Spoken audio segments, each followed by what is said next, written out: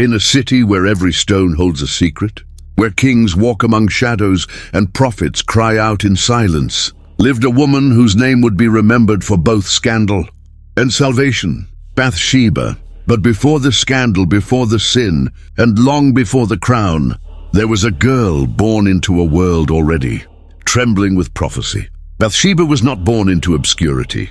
She came from a bloodline woven into Israel's most sacred and dangerous moments. Her father, Eliam, stood among King David's mighty men.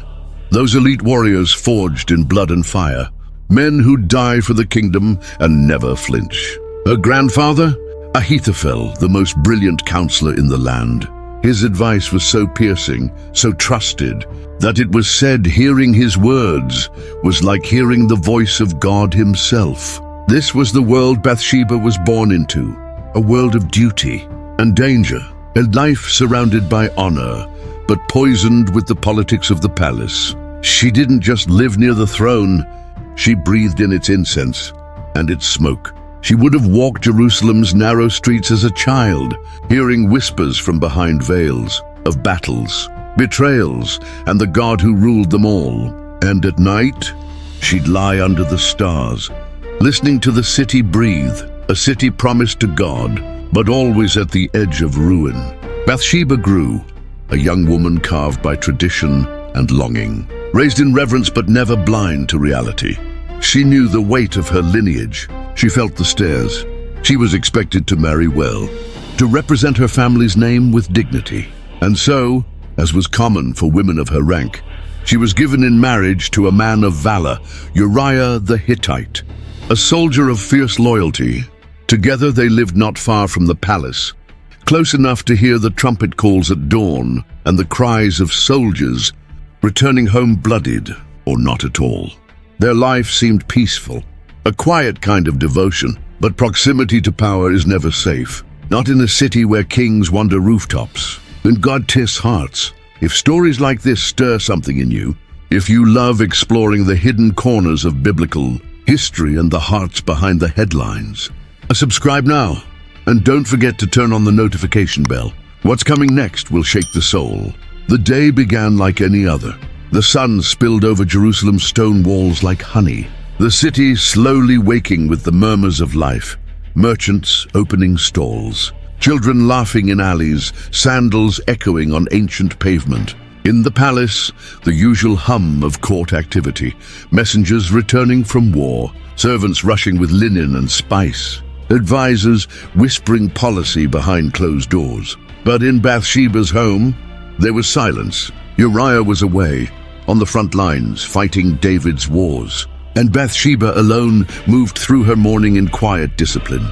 She attended to the duties expected of her, tending the home, preserving dignity, keeping her mind steady in her husband's absence. But as the sun climbed higher and the heat pressed down on the city, she sought a moment of reprieve, a bath, private and ordinary, a sacred rhythm of self-care, modesty, and ritual purity. What she could not know was that eyes she never invited were watching from above. King David, restless, wandered to the rooftop of his palace. He was a man accustomed to war, now wearied by power. He had won battles with lions, giants, kings, and now he walked in luxury, distant from the cries of the battlefield, and dangerously idle. And there, from the rooftop, he saw her. Bathsheba. She was not seducing.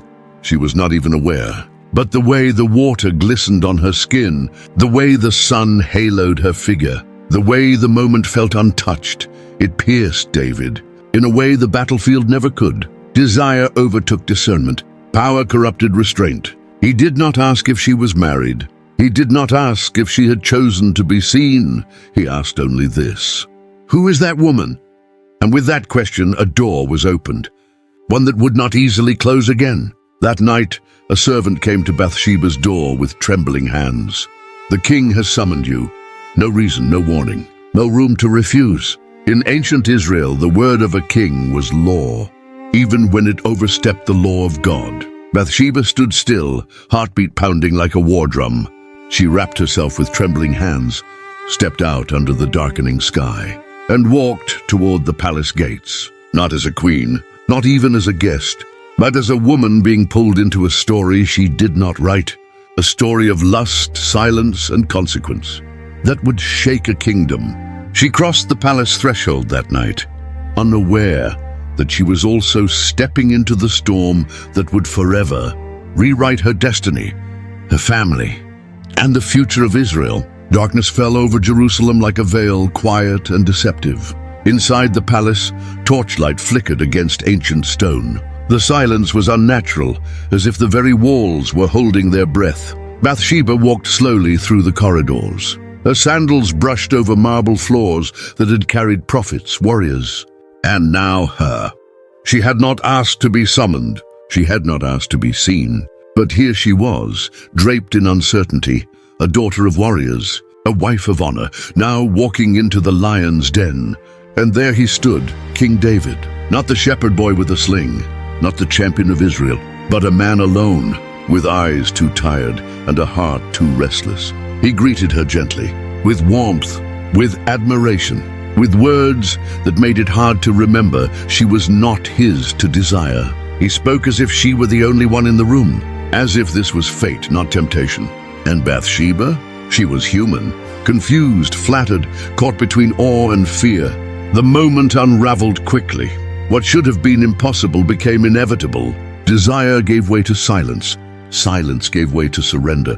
And the boundaries of law, covenant, and conscience were broken beneath the weight of a single night. When it was over, she left as quietly as she had come. There were no words, no promises, only the echo of footsteps on palace stone, and a soul that suddenly felt farther from peace. Days passed, and then the moment came. A message sent in haste, yet heavy with the weight of eternity. "I am with child." 3 words that cracked the walls of the king's composure. David's breath caught in his chest. What began as a moment of passion was now a permanent mark, a consequence no crown could cover. Bathsheba's body had become the silent witness of their sin. And worse, she was still married to Uriah, loyal, valiant, and unaware. David's mind raced. There was no confession, no repentance, only strategy. He had to make this disappear. If this story is already gripping your heart, if you feel the weight of every decision and wonder how far grace can reach, pause for a moment and subscribe. This is more than a story. It's a mirror to our own souls. David summoned Uriah back from the battlefield. He welcomed him with feigned kindness, a false concern for war reports. And when Uriah finished speaking, David sent him home. Go to your house, rest, be with your wife. But Uriah was different, a man of honor, a soldier with a sacred code. He slept outside among the palace guards, refusing comfort while his brothers in arms fought on bloodied ground. "How can I go to my home?" he said, "while the ark of God and the armies of Israel dwell in tents?" His words pierced David, not with guilt, but with inconvenience. So David tried again, this time with food, wine, celebration. He made Uriah drunk, hoping his resolve would stumble. But Uriah stood firm, even through fogged vision. He would not betray his brothers. He would not return home. He would not play his part in a king's cover-up. And with every refusal, David felt the walls closing in. Bathsheba was still pregnant. The clock was ticking. And now Uriah had to be removed. Then came the darkest decision David ever made. A sealed letter, penned with royal ink, pressed with the king's own seal. And he gave it to Uriah, the man he intended to kill. Inside was his death warrant. Place Uriah at the front of the fiercest battle. Then withdraw. Let him fall. Uriah carried the scroll with loyalty, not knowing it held his final breath. He never questioned it, never looked back. That's who he was. A man too good for the game he never knew he was in. In the chaos of war, the order was followed. Uriah stood on the front line, and when the signal came, the soldiers fell back. He was left alone, surrounded, cut down. No warrior's death should come through betrayal, but his did. And when word reached David, the king simply nodded. The sword devours this one and that one. Do not be troubled. But Bathsheba, she collapsed in grief. There were no words in that moment, only the haunting silence of a woman who knew that her husband's blood had been spilled, not by the enemy's hand, but by the king's desire. She wore the garments of mourning, and beneath them the ashes of betrayal. The palace took her in. The world moved on, but in the shadows of her soul, a storm was gathering. The palace was quieter now. The storm had passed, at least on the surface. David married Bathsheba. To the world it looked like compassion, a king taking in a grieving widow. But behind the golden walls, truth sat like poison in the wine. He tried to return to ruling, tried to sing the psalms, tried to be the man after God's own heart. But guilt has a voice, and it whispers in silence. Every laugh at court felt hollow. Every song of praise ended too quickly. Every prayer reached a ceiling of stone. David had taken another man's wife. He had murdered a loyal friend, and now he thought it was over. But in the courts of heaven, justice was stirring. God had seen it all. The rooftop glance, the stolen night, the hidden death. He was silent, but he was not absent. And when God breaks his silence, he sends a prophet. Enter Nathan, a man of God, with fire in his soul and sorrow in his eyes. He came to the king's chamber, not with accusations, but with a story. My king, he began, there were two men in a city. One rich, with many flocks and herds. The other poor, with only one little ewe lamb. He loved it, raised it like a daughter. It ate from his plate, slept in his arms. Then a traveler came to the rich man. But instead of taking from his own flock, he stole the poor man's lamb, killed it, served it. David's jaw clenched. His eyes burned with fury. "That man deserves to die," he shouted. And then silence. Nathan stepped forward. His voice thundered like Judgment Day. "You are that man. If this moment hits your spirit, if you've ever justified a wrong until truth stood in front of you, take a second to subscribe. This story is not just about a king. It's about all of us." David staggered backward, not from a sword, not from a wound, but from a mirror held up by heaven. Nathan's words cut deep. "You struck down Uriah, you took his wife. You did this in secret, but the Lord will expose it in daylight. The child born of Bathsheba would not live. David's house would bleed from within. The sword would never depart from his line." Judgment had come, and for the first time, David fell.